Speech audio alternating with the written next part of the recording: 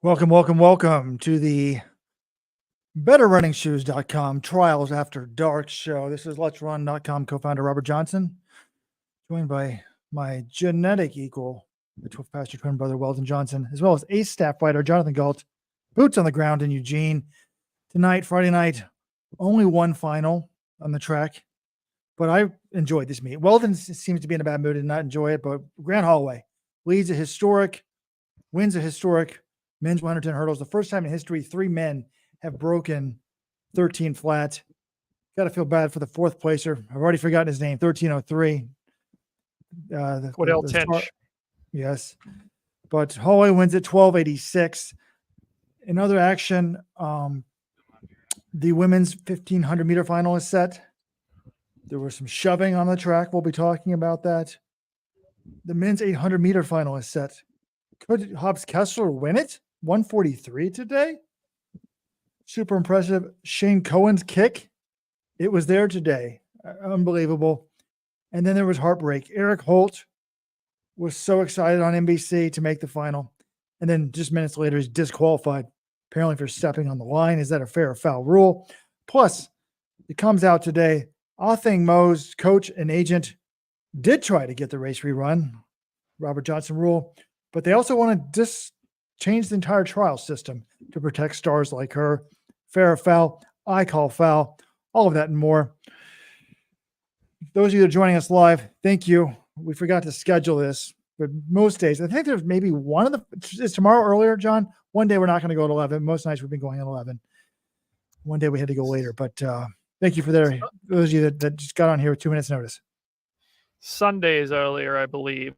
So just stay tuned. But we'll be going live, after the meets. Yeah, huge. Well, I mean, there's only one track final tonight, right? The 110 hurdles, but it was a brilliant track final. Super fast time, toughest Olympic team to make. This is tougher than any Olympic or World Championship podium ever. I mean, this is the fastest third place ever. 12:96 by Daniel Roberts. Cordell Tinch runs 13:03, doesn't make the team. Holloway gets the win, 12:88. He's on the team. We'll get a chance to go for gold in Paris. And we didn't even talk about the Jamaican trials, which are happening concurrently. Noah Lyles, take notice, because Keshawn Thompson is here. Yesterday, he runs 982 in his first race of the year in the prelims. This is a guy who in 2023 ran 991 in his first race of the year in the prelims of the Jamaican champs. And his coach, Stephen Francis, held him out. They did not run the semis intentionally because they didn't think his body was in a place to hold up through all 3 rounds. This year, they said that he's over the chin issues that have been bothering him. He went to Australia for treatment. They figured something out. He also tore his quad in January. Again, hadn't raced until yesterday. And then he goes 982, 984 in the semis tonight, and 977 wind legal, plus 0.89 wind, to win the Jamaican title. It's the fastest time in the world in more than 2 years. Only 22 years old. You're going to want to remember this guy's name. He's going to be a serious factor in Paris.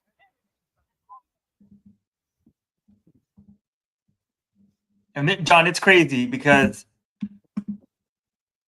I mean, who would have thought this, less than a week ago? Their 100-meter team may be better than America's. Oblique Seville, second, 982. Akeem Blake, third, 992. I mean, all of a sudden, it's like Jamaica and USA right back at it again. Shelly Ann Fraser-Price making it for the women. She's only third. Sharika Jackson wins at 1084. Tia Clayton, second, 1090. I think the biggest news actually here is that Shelly Ann Fraser-Price made it 1094. So she's got a month to try to get up to the Sharika and Sha'Carri level, but the GOAT will be at the Olympics, the women's GOAT. It's going to be an amazing Olympics. The sprints are always so fun. I was actually listening to the local sports radio here in Baltimore, and these old-time guys, they're probably in their 60s, are like, oh, back in the day, we knew who the track guys were. Everyone knows this. Now we don't even know who the track guys are. Then he admitted, though, he didn't know who the basketball players were either. So he just, sports is more nichified now. But he was talking about the sprints. I mean, the sprints is amazing. But I don't think Noah Lyles is too worried. I mean, in case you weren't watching the men's 200 semis, 1960 today, illegal win, 2.5. But, I kind of thought that team was set with Noah Lyles, Aaron Knight, and Kenny Bednarek. And the Knight and Bednarek looked great, but Christian Coleman, to his credit, did have the second fastest time tonight, 1989. He was in Lyles' heat. Robert Gregory of Florida, 1998. So 5 Americans break 20 flat in the semis. Courtney Lindsay, 20:05. I mean, it's going to be a crazy men's 200 final. And then, But- Sha'Carri did run obviously today, 21:92. What does L mean? I'm looking at the results. I've never seen this. There's a giant L in yellow on the results here. That doesn't look good to me. Anyone listening live, go to results.usatf.org, click on women's 200. It says Sha'Carri Richardson 2, and there's a huge L next to her name in yellow. Anyways, she was 21:92, but Gabby Thomas 21:78, Mackenzie Long 22:01, Abby Steiner 22:03. You guys are missing one huge performance. The performance of the night. Does anyone have any idea what I'm talking about? Hobbs Kessler? No, the Brandon most Miller? unusual performance that you've ever seen. Oh, In Nia qualifying. Ali. Yeah. Nia Ali, former world champion in the hurdles, ran 20.38 to advance to the semifinals. It was the slowest. I assume it has to be the slowest time to advance but every single person automatically advanced, and I'm surprised that actually she covered it that quickly. She sort of jogged and hurdled everyone. It took 20 seconds. I feel like it would take longer than that. She's a very good jogging pace. But I don't know. An interesting day at the trials for sure. John and I almost wrote an article today about this. It's really disgraceful that they need to eliminate more people. I know they're trying to imitate the rounds, but when everyone realizes they can all get in, it's not doing anything. It's insulting to the fans to make them watch that. But by the way, people were saying that the L next to Sha'Carri's name means that she received a warning for stepping over the line. Is that true? It would make sense, Robert, because there are yellow cards in track. They're rarely issued, but there is such a thing as a warning, and maybe that was, I don't know what the L stands for. But No. If she stepped on the line in the turn and was not DQ'd, but Hobbs Kessler but Eric Holt was, no, that ain't flying in my world. So I'm assuming maybe she stepped over the line when if she did it in the straightaway, I don't care. She was so far ahead of everybody. That's fine with me. But no. That better not be the case here. I can try to get an explanation in a minute, or once I head into the mix zone. But yeah, it was a good night of track, better than yesterday. I mean, I talked to one media member here. I was like, "Hey, I didn't see you in the mix zone yesterday." He's just like, "I didn't come. Like, I could be more productive doing work. I had to do some editing and stuff. There was no jeopardy in any of these races apart from the steeplechase final." I'm like, he's basically like, I kind of boycotted. I'm like, I don't really have an issue with that, man. I feel bad for the spectators who sat through 3 hours of track and just saw, not Sha'Carri, but I guess Sha'Carri did run yesterday, but saw like Rai Benjamin and Sydney McLaughlin, the Roni, essentially jogging 400 hurdles races on Thursday. Oh, it is what it is. I enjoyed the women's steeple. I'm not going to complain. I think track's a better product on TV than it is in person. But all right, let's talk a little bit about the men's 110 hurdles, the one track final. I'm watching it live. I'm a big Holloway fan. We've had him on the podcast, and it's very stressful for me to watch him run because, like, in my mind, all I can do is fail. Like, okay, if he doesn't make the team, it's a disaster. If he doesn't win Olympic gold, it's a disaster. And I try to get myself to be more confident. It's like when I used to watch sprinters at Cornell. I'm like, okay, all they can do is screw up for me. And I'm watching the start, and I'm like, doesn't look like a great start. I mean, normally he's just crushing everybody. I don't know if it's because the other guys are running so fast or not. But then I was like, and Otto Bolden said on the NBC broadcast the same thought I did. Like halfway through, he's like thinking to himself, "Oh my God, is Holloway in trouble?" But he didn't get in trouble, and I'm wondering if it's because, maybe a not great start isn't bad for him, because I think the problem at the end of the race is he's getting too much speed. So he hit one of the hurdles, like number 6 or 7, and that may have slowed him down. So it's weird in a weird way. Like, I don't know, him screwing up may help him in the end of the race, because the end wasn't as bad as it normally is, and he ran quite well. So congrats to Grant. Excited to see it. And I'm not sure, people listening, talking live, did he just pick some random kid out of the stands and now he takes him on the NBC broadcast? Like there was a kid with a Holloway sign. Does he even know this kid? Now he's like best buddies with him and trying to get him to talk to the camera. Yeah, I need to get the backstory on that one. But yeah, I was watching this race and I was like, wow, they're a lot closer to Holloway than they usually are. Is he not running a great race? It's like, no, he ran one of his fastest times ever. Just Freddie Crittenden ran out of his mind. Daniel Roberts ran a PB. This is a guy who medaled at Worlds last year.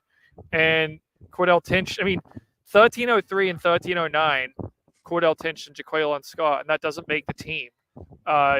Just incredible. This event, this might be 13:03 for fourth. That might be faster than what fourth place is in the Olympic final. I know we've got. Oh, it probably will be. Do you know what the Olympics were won in last time, Joe? 13:02, right? I know it was over 13. That's all I'm saying. Yeah. So okay. Yeah, probably will be. I'm not saying. Some people say, "Oh, American sweep." American sweep is a possibility. You got 3 12-9 guys. I'm just saying, Parchment always shows up for the championships, and we know Broadbell has beaten Holloway a couple times in the past, but clearly Holloway's the Olympic favorite, and all 3 Americans serious medal contenders. This is fantastic hurdling by all of them. So it says record. I'm actually looking it up here. Record for fastest fourth place. Best fourth place before was 13:04. Record for fastest fifth place before was 13:12. Tonight's 13:09 for Jaquan Scott of Texas. Texas A&M and regular Texas A&M. So he used to be at Texas A&M Kingsville, and now he's at Texas A&M.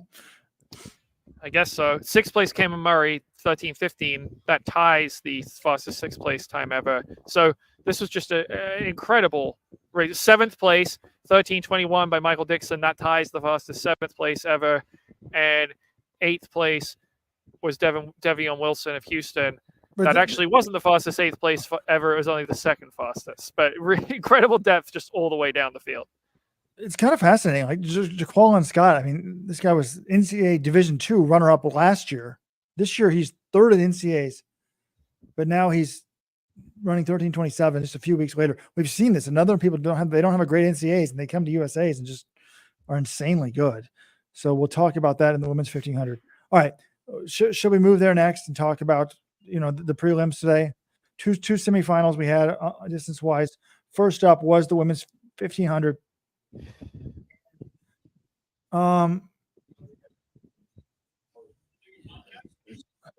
So first up was the first heat with Nikki Hilt, Sinclair Johnson, Heather McLean, Corey McGee, Ellie St. Pierre, Sage Klecker. And basically those 6 women were clear of the field at the bell. It was right around 3 flat. I think St. Pierre was like 259 high.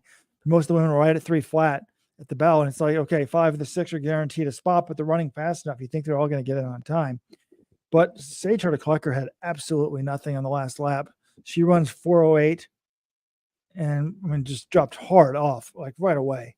So she does not make it on time. Nikki Hiltz, I don't know. Do you read too much into winning the heat? But Nikki made a point of winning the heat, kicked in pretty well, wins 4:01.40. Sinclair Johnson 4:01.68. Definitely looked better than St. Pierre, but maybe St. Pierre was just taking it easy, knew she had it. 4:02.14. So, good running by all 5 women. But are you reading much into Hiltz crushing St. Pierre in the final 100? No, because Nikki tried to win the heat, and I'm not convinced that Ellie did. And also Ellie, it's been noted, she has been assessed. She's got a yellow next to her name, 125.9. If you look in the USATF rule book, that says a referee shall have the authority to warn or disqualify from competition any competitor or relay team for acting in unsporting or improper manner. So I don't know what went on there, but we're seeing a lot of these yellow things popping up in the results today. But no, I'm not reading anything into the final. I think it's going to be fast. I expect St. Pierre to try to take it. And I think winning time, it's going to be faster than last time. It was 3:58 last trials. I think St. Pierre is going to try to run 3:57 in this thing. And I think that's going to be the winning time. I'm not 100% sure it'll be her that wins, though, because there are other women in this field who I think could get to that level if she's dragging them out. It's fascinating to me that Hiltz, at World Indoor, they said Hiltz is non-binary. She's a biological female who is non-binary. So out of respect for her, I'm going to try to say they. Actually, I'm going to try to say Hiltz. But Hiltz told us that they is only in 358 shape indoors. And I'm like, she didn't feel confident in, like, I keep saying I just can't help it, in a faster race. And I'm like, watching her today, I'm like, she has to be able to run faster than 358. I just can't see that being a big issue. But, it's going to be interesting to see what happens. I'm actually thrilled to see the yellow card here. I've never seen this. I've been following pro track and field for close to 30 years now. 125.9 for St. Pierre and Hurticklucker, because they showed this on the TV. It was wild what happened in the first lap here. So St. Pierre was running, Sage Hurticklucker did fall and they had to jump over Mo in the women's 800. I can understand why she doesn't want to fall here. St. Pierre was coming in on the first lap and just wanted to get in on the rail and get in front of Sage Hurticklucker, and there really was not room for it.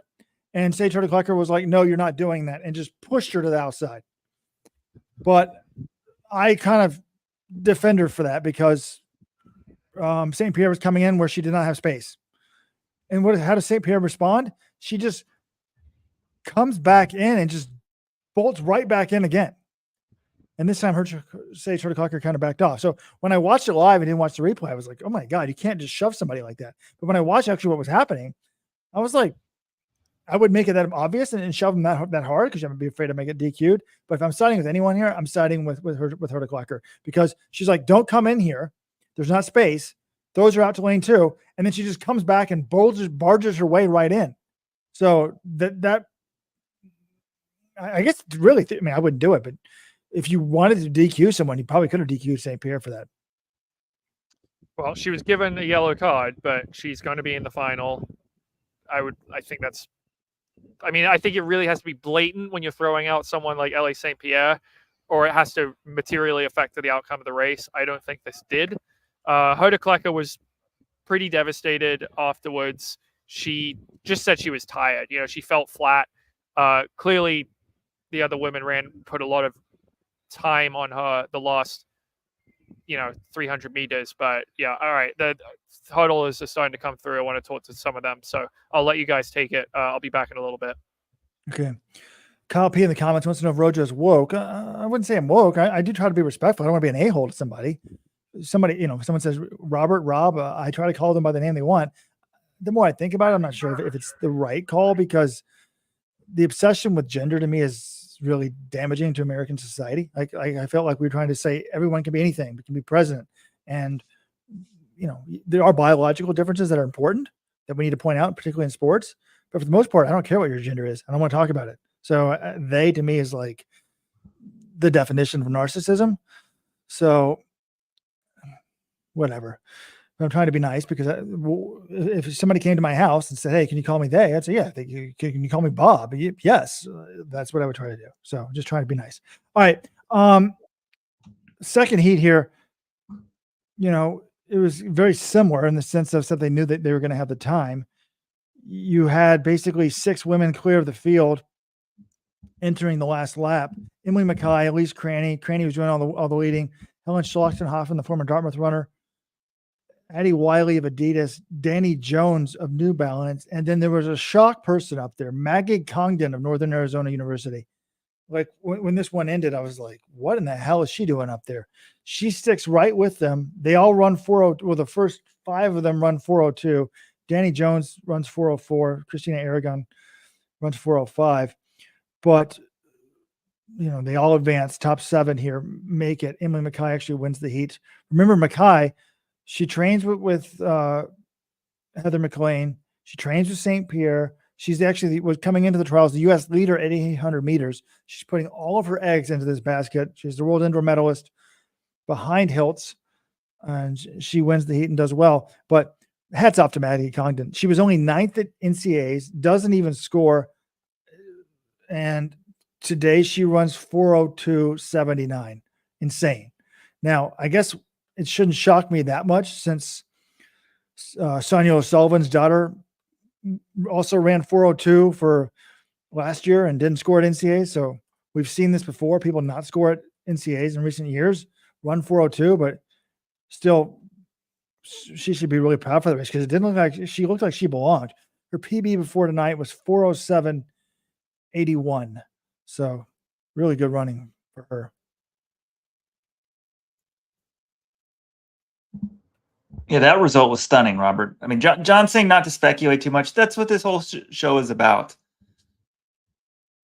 Like, there's an NAU girl in the semis. I'm like kicking. I'm like, who the hell is this? Like, is she someone I'm supposed to be aware of? Essentially, like that was really surprising. But I mean, all in all, it makes sense to sort of watch these heats and speculate about the final. Nikki looked the best by far. I don't think there's any sort of way to change that. I mean, these times were fast, Robert, for US 1500 meter semis. 401 the first heat, 402 the second heat. I don't know. I mean, well, Ellie was actually ended up fifth in that first heat. I mean, they were 6 seconds ahead of the next person, so it didn't matter. Does that mean anything? I don't really remember Ellie usually backing off, so I don't know. I'm like,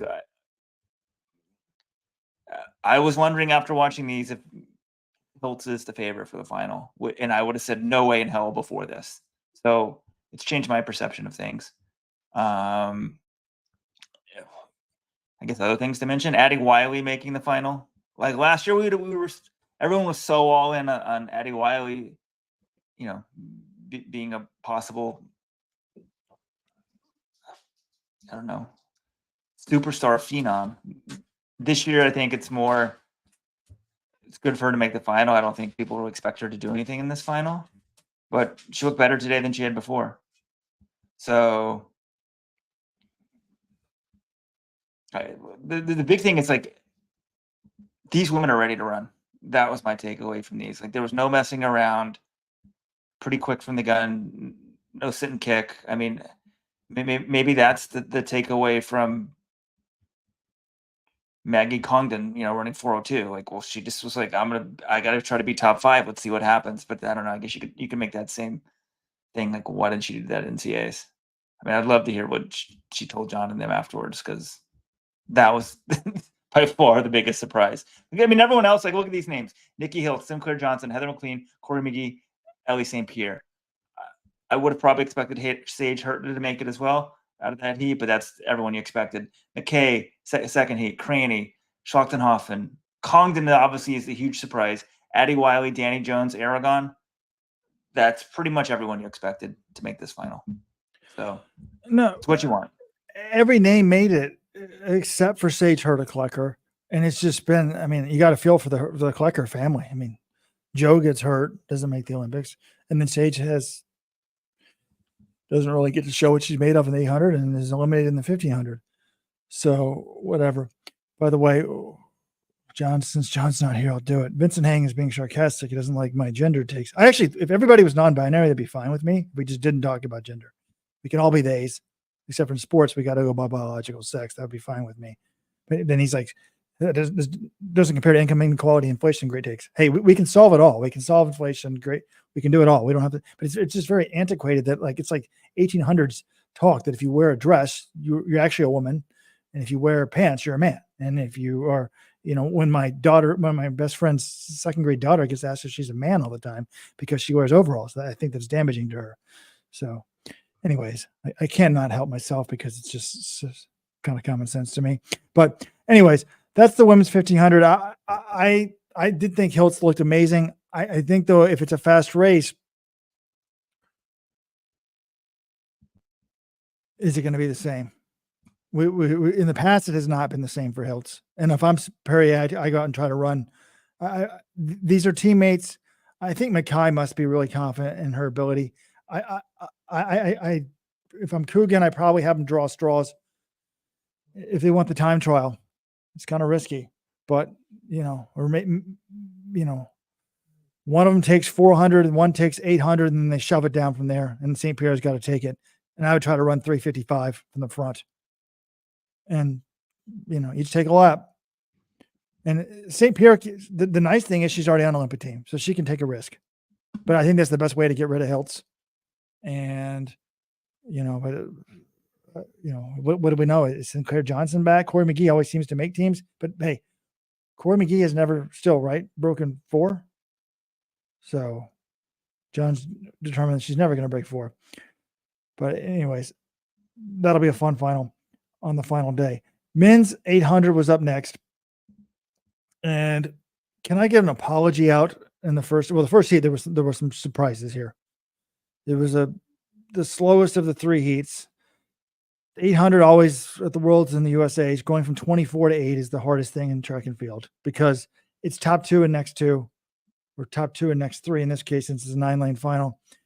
And that's just not really fair because some people are like good at 800 tactics and coming from behind. It's not a timed race.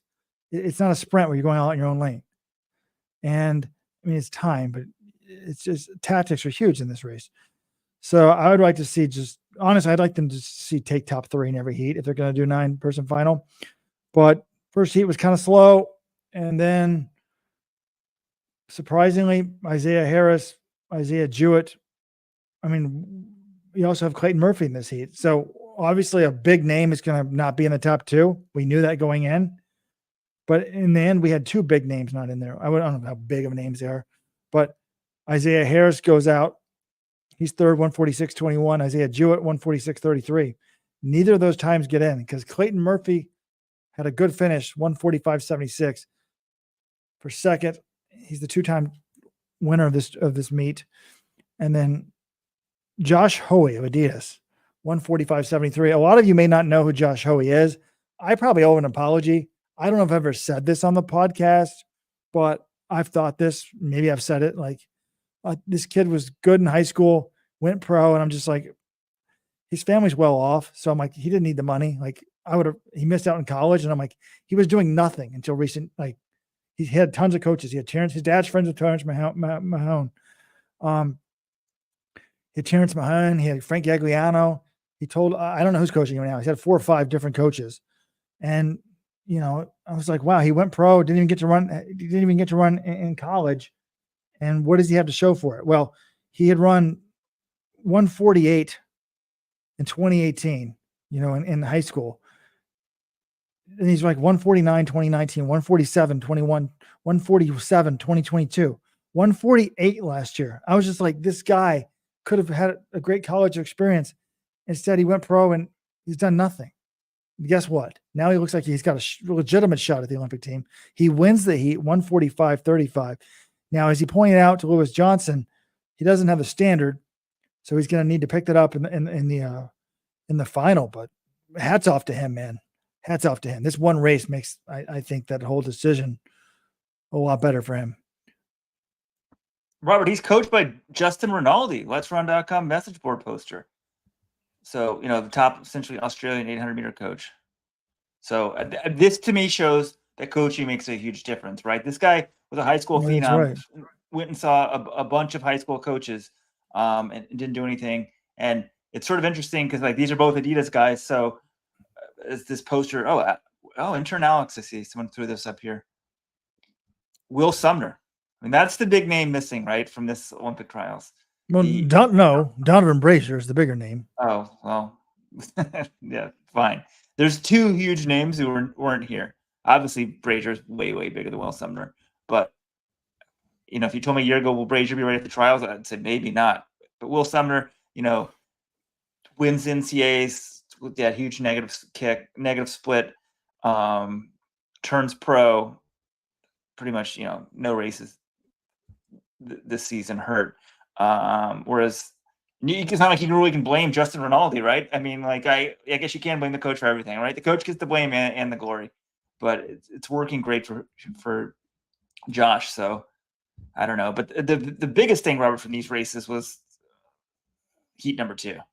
I mean, the first heat, 145. It is sort of shocking to see Harris and Jewett go out, right? I mean, those are just 2 names you pencil in the final. Asked John for on one of the podcasts for a dark horse to make a team, and he said Wes Ferguson, the D2 guy from Nebraska Kearney, who made the final last year. He doesn't make it. But heat number 2, Hobbs Kessler 143.7. Brendan Miller 143.73. I mean, they like Brandon looked at the clock at the end. And was like, whoa, PB. I mean, I don't know. Should I be more impressed with Hobbs' run? I mean, he could win this thing. I still think one of the 800 guys is going to win it, but I don't know if Hobbs has such great strength. He kicked down Miller in this and got the heat win. And then, that drags Abraham Alvarado 144.4. And then Tino Matasata, the Georgetown freshman, didn't even make NCAAs, gets in with a 145.1. So good for him. I mean, but Robert, what do you think of these 143s? I mean, I think it's good, obviously. And I don't know.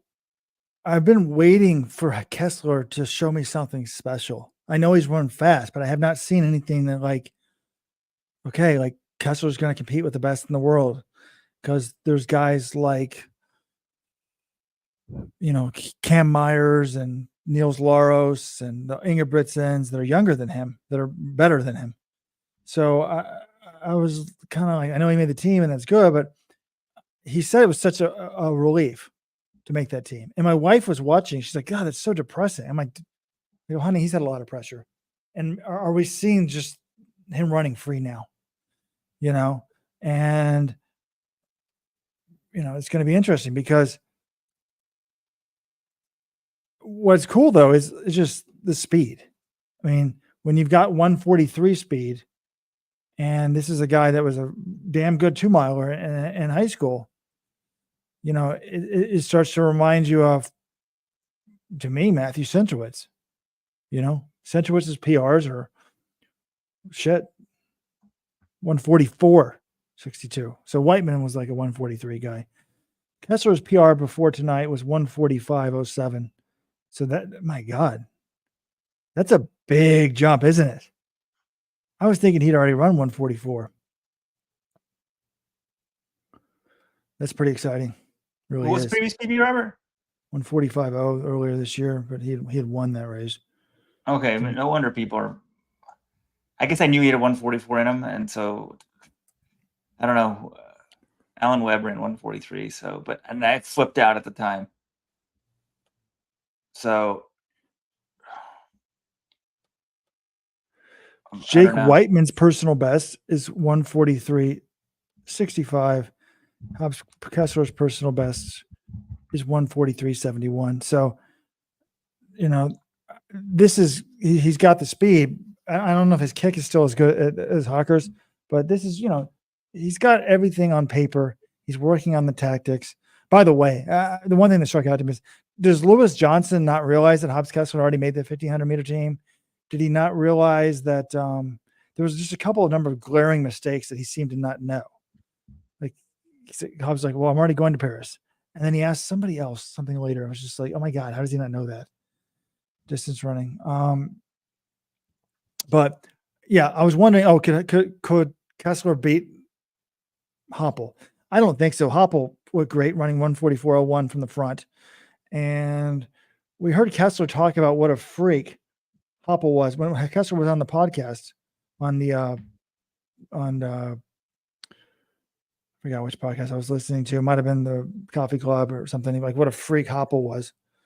So, or maybe he told me that interview thing. Actually, World Indoors, he told me that, I think. And I was like, okay, he thinks Hoppel's like better than him, it sounded like to me. So I'm just excited. Murphy's in it for one last shot. You got Hoey, total surprise. Miller, who seems to really be thriving with the Brooks Beast. He and Nothing Mo were an item. They've separated from that. I think it's been good for both of them. He's insane. We got a freshman from Georgetown in there, But Shane Cohen, his kick is insane. 144.92 today. He was so far back. All I was doing was watching Hoppel, and I was just trying to see Cohen. And they keep doing a close-up around 50 meters from the finish, and you can't see Cohen. And he just runs way up and goes from 6th or 7th to 2nd. And then, to 3rd. And then they showed a great replay of him and Eric Holt, who was fourth, flying out their end, and Holt just wearing his new Puma gear, just signed with Puma, is so ecstatic. He looks like a little kid. And I was so excited for him. I was like, this is what it's all about. This guy's just a dreamer. He said he's found a new event in 800. By the way, he just does not look comfortable running in the rail around other people. Like he ran the whole second lap in the outside lane 1 or lane 2. But I was like, oh my God, he made it despite running tactically not a great race. He's just so big. And they were hugging each other. I'm like, this is what the trial is about. It reminded me of the 1,500 meters when the 2 college kids were thrilled to make the final. And then like 5 minutes later, I got a text and he's like, DQ. And I tell John, I wonder who had to break it to Holt in the mix zone. But apparently, Alex Gill, our old intern, want to know if he stepped on the line. I watched the replay. You can't see it from the main NBC broadcast, but it did appear to me like right at the start. Like he was kind of unsteady at the start. I noticed that actually watching it live. And then he kind of like stumbled to the left, but it wasn't clear to me that he stepped on the line. But, I was saying, could he have stepped on the line? It wouldn't have shocked me. I'm always looking at that in the turn. Now, I've always thought that, and I guess you have to draw the line somewhere, but could there be some discretion? I guess, though, you don't want to have like politics playing a role, but like a small time fine, I guess you could say you cut in and that's how you got ahead of everybody else. But he was going to make the final time qualifiers is Matsada 1:45.12. This, I mean, way behind. So, well, I guess not that far behind because Shane Cohen ran 1:44.92. So it was pretty close actually. So maybe a tiny bit on the line helps. It's just disappointing. I got to feel for Eric Holt. That's for sure. Robert, there is some discretion involved because the whole Sha'Carri thing, there's a thread now we started on Let's Run. Try to upload a screenshot here and put it on here. It looks like she stepped on the line. They changed the rules. Yeah, right there. Doesn't that look like she's on the line right there?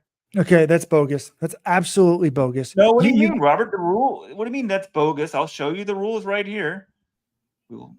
It's perfectly allowed. The rule has changed, and you're allowed to step on the line. So, let me try to find my screen here, but so it had to be 2 steps on or over the line. But the amateur hour of USATF, we've said this before. It's not USATF, it's World Athletics. You need to run this in a professional manner. If you're going to be disqualified, the card should come up immediately, and they should go to the replay. It should be like VAR. It should be dramatic. And it would have been fun to see Sha'Carri step on the line. Like, oh my God, is she out? Like, they're missing so much drama. These people do not know. The announcers don't know the background stories of these people. And like, I couldn't even believe, again, I'm now soured on Kara Goucher. Like yesterday, when Val Constantine wins the race, she's coached by Mark and Heather Burrows. Wouldn't people want to know, like, hey, this legendary coach was just fired by Colorado because he apparently mistreated women. Think of all the great women that he's coached over the years, including myself, including Val, including Emma Coburn. Like, there was none of that brought up. It's just so sanitized. We didn't mention it. He wasn't fired. His contract wasn't renewed. There's a difference. And we didn't mention it either in the podcast yesterday, but this is one of the maybe like greatest coaching jobs by Wetmore. And I'm glad you mentioned it because it was sort of. Well, no, I felt bad that I missed it, but Kara's, I mean, she's a Colorado person. She has to know that she lives in Boulder. She had to know that he was the coach. And one more thing on Val, Let's Run Supporters Club member Ryan Cedarquist. He writes some stuff for the Vail Daily. Before USA's, he wrote an article. And of course, he didn't read it today. He sent it to us. He's like some, intel on Val Constantine. Essentially, she was diagnosed with celiac disease this winter and changed her diet, went gluten-free. You hear about that as being stuff people do these days. And,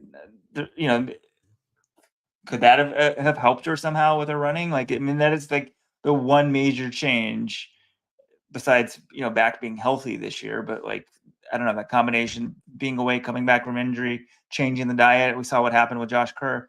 He changed his diet a little bit. I mean, you're just searching for such fine lines here that I don't know. But Wetmore's coaching, I thought it was great in the sense that the guy can still coach, man.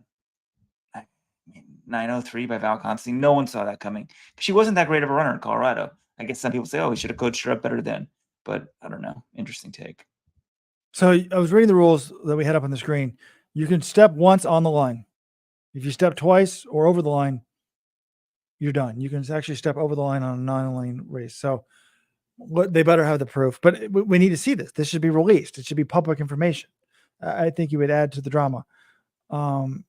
Yeah, but I haven't done the research on Wetmore, like in the sense of it just strikes me that Coach Prime is praised for like bragging basically about ruining the college careers, making miserable like 50 to 60 kids that he cut right away, made them leave school. And yet there have been a significant number of women that did not like the way Wetmore was coaching them. That's true. I mean, it's not like he was hiding it. It was in Running with the Buffaloes. He told Adam Goucher, I want you to look like a skeleton with a condom pulled over his head. But that's not going to be for everybody. I don't think that but in football, you can tell people to gain weight. In running, weight is a thing. I'm not sure he approached it the best way. I had someone tell me today that they thought that the reason why he left was like they weren't contrite, particularly Heather. Like instead of saying, "Oh, I'm so sorry, help me learn," they just like doubled down. Didn't go well, but you maybe could make the argument. I didn't like the way the Runner's World article was written, but they're talking about what people. You could make the argument like he's John Calipari. Like his results have not been as good recently. The teams have not been doing as well in cross country. They've been losing a lot of transfers. So you could say, okay, he needs to leave because he's not a great recruiter. He barely recruits. In this day and age, you have to recruit. You can't just outcoach everybody anymore. And the teams aren't as good. They're not top five. Like, they used to never lose to NAU on the women's side. Now they're losing NAU, et cetera. But I haven't really actually done the research. But to fire him for, I don't know, because like a disgruntled JV runner is upset, I think is harsh. Anyways, one thing about this 800 that we didn't talk about, John. Our former moderator, Leslie Higgins, Robert, she was very good at Colorado. She's one of the ones who's, essentially, I think, spoke out and saying like she didn't like how Wetmore treated eating. I don't know if she wants him to coach or not, but she's on the record sort of saying that. So it wasn't just it's like people who weren't good at running. She was very good in the mile. NCAA runner-up, I believe. Well, yeah, correct. And I don't think he's handled it well because I think like his focus on weight, like I think you train properly, you eat properly, and the weight is what it is. You can't force it. Like I think Sean Salazar don't seem to understand that. But enough of that. Back to the men's 800. I'm into the main Let's Run Mid-Atlantic office here. I've been in a week. I've been broadcasting from my home, the back of a car on vacation. But when I got into the office, coaching guru, Weldon's former coach, John Kellogg's here. I'm like, are you watching the trials? He's like, I don't want to figure out how to get on cable TV. It's too complicated for him. So I just look at the results. He just like looks at the results. And he picks up, this is like Rain Man, dude. He picks up weird shit. He's like, I goes, yeah, did you see that 143? He's like, yeah, you know what the craziest thing was though? Because they have 100-meter splits. He's looking at the 100-meter splits. He's like, his last 100 was the fastest of the last lap. He's like, you never see that in 800. He's like, that's extremely rare. Now, then John went off on some doping conspiracy because he thinks he's just so jaded by the sports. Which 800 was this? This is Hobbs Kessler's 143. So I could. I mean, we haven't given Hoppel. Hoppel's still the favorite for this final, obviously. 144.0, even though he just missed going 143. He's still got to be your favorite for the final, but it's going to be a lot more interesting. What's going to happen to Murphy? That sort of stuff. Well, poster here. Nigel has something saying some people do these days. Celiac isn't a real condition. I didn't say that. I wasn't implying that. I was saying some people do these things, meaning go gluten free. And I don't think everyone who goes gluten free necessarily. Some people I think do it just. I don't know if they're like diagnosed with celiac. I thought it was more just an eating thing that people do these days. Obviously, people who have celiac, some of them do gluten free. I don't know. I'm not trying to like discount celiac disease at all. So I'm looking at the splits here. So if you're going to compare Kessler and Hoppel, 51-31 for Kessler first lap, 51-29 for Hoppel. So very similar. 117.6 for Kessler at 600, 117.8 for Hoppel. And then but they both did the exact same thing that John said is extremely rare. Like Kessler goes 1309, 1298. Hoppel goes 1332, 1286, even better. So Hoppel's had by far the best. Well, not, excuse me. By far the best of anyone in the top 5 final 100 of 12.86. Shane Cohen, I mean, the guy's just insane. Runs the 12.3 final 100. He goes 52.02, 52.90. He goes 1347, 1347, 1364. So he slows down between 6 and 700. And then slams it home there at the end. But there was actually a decent number of guys that were maybe John's not used to. We were not used to seeing final 100. Josh Hoey's the final 100 was faster than his previous 100. So quite a few guys did it. It wasn't just Bryce Hoppel. One thing I don't think we gave a shout out to Freddie Crittenden, Tracksmith. Tracksmith had Olympian yesterday. They had one today. I mean, Freddie Crittenden was 4th at Worlds last year, I think. Is that correct? So, am I getting that wrong? He used to compete in Barton Hall all the time. I mean, I think he went to Syracuse. I texted Tracksmith founder Matt Taylor at the beginning of the show. Amazing trials for Tracksmith. Keep it up. He said, "Holy shit!" So I mean, it's not like I guess this just shows some guys aren't sponsored because they want more money than the brands are offering them. But it's nice that Tracksmith's there. Like, hey, you're not getting well. We have a program. We'll give you something. So it gives them at least a plan B. But like, it's just an amazing run. I mean, the greatest 100-meter hurdle race essentially today for depth. So congrats to them. Robert, any final thoughts? Tomorrow it's going to be Sha'Carri and Noah. And Ariane and crew, but Gabby Thomas. I mean, I think Gabby Thomas, Robert, I guess that's one thing real quickly. Who do you got tomorrow? Gabby Thomas, Sha'Carri, and then 200. Gabby Thomas. Sha'Carri, even in her prime, wasn't winning 200s in NCAAs. She didn't win it last year. Thomas was faster today. When Thomas is on her game, she's quite good. That's what I thought today after these races, but it's a little more interesting than I would have thought. I mean, coming in, I would have said Gabby Thomas as well, but Sha'Carri did so well in round 1. Anyway, it's going to be a great one. Noah, Ariane, and 2 tomorrow. I mean, obviously Noah's a huge, huge favorite. I mean, actually, we barely even mentioned it. He drops 19.60 today, and like we're just sort of like, oh, whatever. I mean, Robert, you know who had the second fastest time today, actually? Christian Coleman. Yeah. I mean, his was wind dated, but Knighton wins his heat 1993, but Narek 1996. Coleman 1989 for second in his heat. Much more wind in that third heat. And sorry, Robert, Josephus Lyles missed out 4th in his brother's heats. Did not make the final. We do have the women's 10,000 tomorrow. I kind of feel like they should do another final tomorrow instead of putting everything on the final day. So Jonathan Gault is back. We're about to sign off, John. What did you learn from the 110 hurdle guys?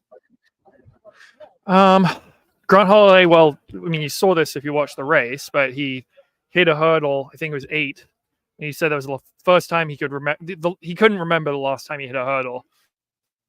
He's like, look, he was pretty pleased that he was able to come out here and run as fast as he did in all 3 rounds. But he's like, there's no such thing as a perfect race. So, but he was excited. And Daniel Roberts, when his PB was from? It was 2019 NCAAs in Austin, Texas, that great race between him and Holloway. He hadn't broken 13. He was stuck at 13 flat for 5 years. So just pumped to finally get under. And they're starting to think about maybe a podium sweep in Paris. Because obviously you've got, like we said, we got broad bell. You've got 13, you have to run 1296 to make the team. I mean, shows how good the hurdlers are right now. But Holloway was like, I kind of call him the mayor of track and field because he's friendly with everyone. But the one thing that kind of stuck with me was he's like, I'll shake your hand before and after the race, but that gunfire is I want to kill you, man. So he's a competitor. And speaking of which, on the NBC broadcast, I was getting ready for the live show because I only realized like right when that race ended, we hadn't scheduled it. So I was trying to schedule it. But I think they had Roberts on, and he said something like, I'm thrilled to be going to the games with my boys. No, then I thought he said something, not that like Grant and I are good friends. Did anyone catch that? What did he say, Weldon? Did he acknowledge it? Because they were big rivals, and say that again, Robert. At the end of the show, I mean, on the interview, I thought Roberts referenced the fact that like he said my boys. He's like, well, not that Grant and I are like great best friends. Like he acknowledged that they're rivals, and some of these actually, I think Holloway uses as a point of motivation. Like the shoe execs basically viewed them as similar coming out of college, and Holloway, obviously, so far has proven that not to be the case.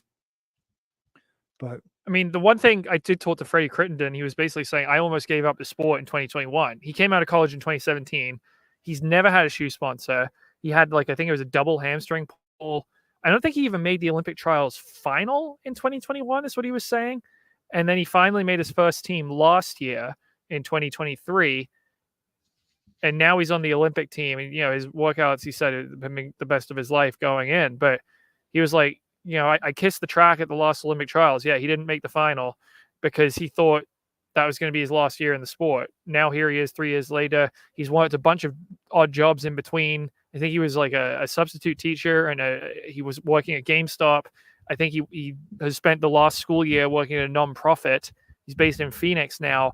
So for him to be essentially like his thing was like, look, unless you're making teams, it's very hard to get a sponsorship contract. And he had never made a team until last year. And even then, he didn't get picked up after the season. So maybe now 1293. I mean, where does that put him on the all-time list? He's got to be pretty high up. But it just shows you how brutal some of these events are to get a shoe contract. You need to be like one of the very best in the world, the 110 hurdles, to get a deal if you're, if you're in the United States.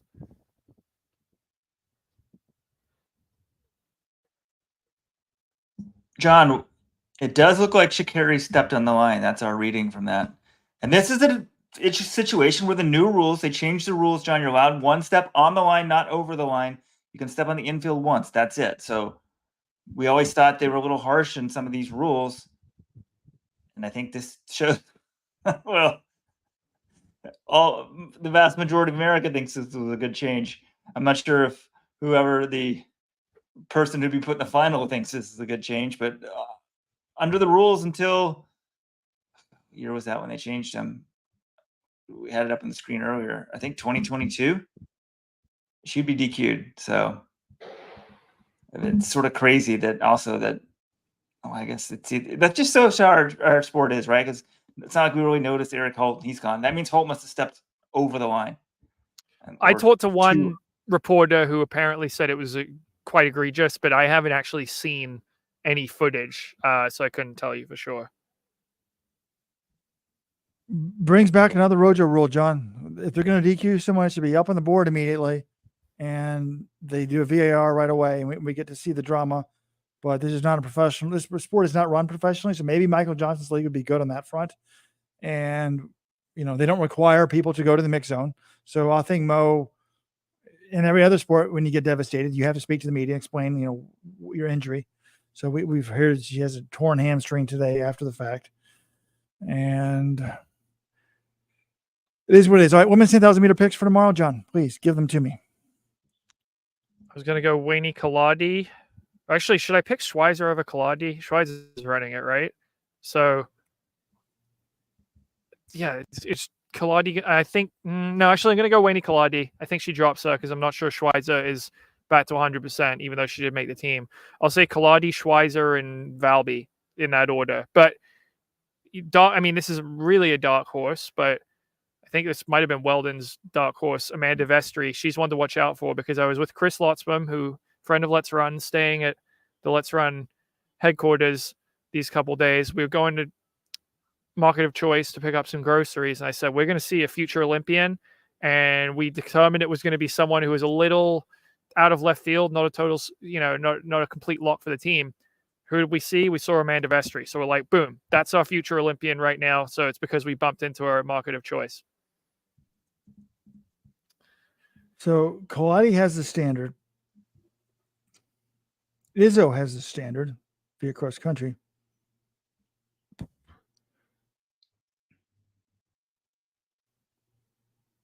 Fiona O'Keefe's not running.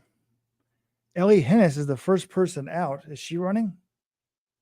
Yes.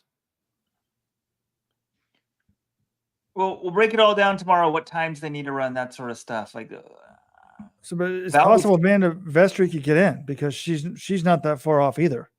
Yeah, I Yeah, think there's that's- an incentive for some of these athletes to make it fast, and Parker Valby's in the race, so I think it will be pretty fast. We'll break it down tomorrow. I know Weldon is pretty tired, so thanks for everyone tuning in this evening.